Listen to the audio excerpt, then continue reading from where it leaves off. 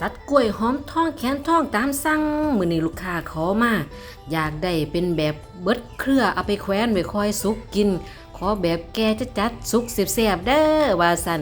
ก็เลยมาตัดกล้วยให้แบบละเอียดละออเพี้ยนๆตามสั่งเลยจ้าโน้มต้นลงมาตัวยาวขาวอัดลาด โน้มต้นลงมาค่ะเอาใบตองกล้วยนี่ละห้องไว้